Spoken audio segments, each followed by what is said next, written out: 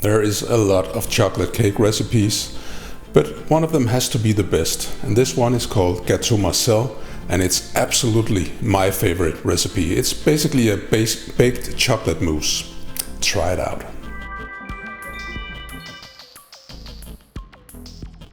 I always start off by prepping the springform baking paper in the bottom, closing it so it's nice and tight, cutting off the rests, and it's done. Add the butter to a saucepan and chop off the chocolate so it melts more easily. I think it's in English. Doesn't have to be very nice, just so that it melts evenly at the same time and doesn't burn.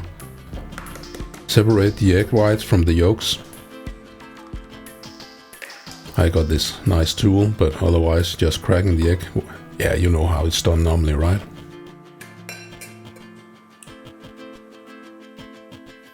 Add about half or 2/3 of the sugar to the egg yolks and whip it until it's light fluffy. Add the rest of the sugar to the egg whites and whip those until they're like whipped cream. Well, actually a little more firm than whipped cream, because you cannot do this with a whipped cream. When you can do that, you know it's done. Grate the orange. I used about the peel from half an orange. You can use the whole orange if you really like that in your chocolate cake. That's fine too. Mix it in with the egg yolks. Then slowly mix in the chocolate and butter mixture into the egg yolk and sugar. Mix it nicely. And it's not very hot when I mix it in, otherwise the egg yolks would coagulate. Add about 1/3 or 1/4 of the chocolate mixture to the egg whites. It can seem a bit confusing to do it this way, but it makes it easier to mix in the egg whites into the chocolate like this. It's a basic chocolate mousse technique. And just make sure that you mix it all well, so you don't get any light or dark streaks into it. Fold it over. You have to be firm yet careful. We don't want to whip out all the air, but we still want the chocolate to mix evenly into the mix.